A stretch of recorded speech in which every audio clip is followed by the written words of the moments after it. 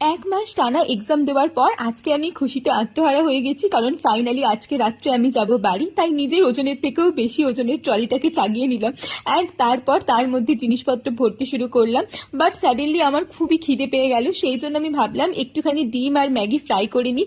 তো সেটা করে আমি খেয়েও নিলাম। এইটা খেতে খেতে আমার হঠাৎ করে মনে পড়ে গেল যে আমার এখনো অনেক জিনিস গুছানো বাকি, আর আমার ট্রেন আছে রাত্রি 10টা 50-এ। তাই আর লেট না করে যে জিনিসগুলো বাকি ছিল সেগুলো গুছিয়ে নিলাম। তারপর আমিও রেডি হয়ে গেছি, একটা অরেঞ্জ কালারের টপ, একটা ব্ল্যাক কালারের প্যান্ট পরে ট্রেন জার্নির জন্য। একটা বড় ব্যাগ, একটা ছোট ব্যাগ, একটা ট্রলি নিয়ে মোটামুটি বেরিয়ে পড়েছিলাম। আজকে অঙ্কিত নেই, তাই পুনিত আমাকে দিতে যাবে স্টেশনে। বাট স্টেশনে গিয়ে দেখলাম আমার ট্রেন আসার জায়গা যেখানে, তার বদলে একটা অন্য ট্রেন এসে দাঁড়িয়ে আছে সেই প্ল্যাটফর্মে। যাই হোক, সেই সব দেখে আমাদের আর কাজ নেই, আমরা চলে গেলাম লিফটের ভেতরে। এখান থেকে নামতে হবে নিচে। নিচে নেমে দেখলাম আমাদের ট্রেনের তো কোনো পাত্তাই নেই। আজকে স্টেশনটাকে একটু ভৌতিক সুন্দর লাগছে বলতে পারো।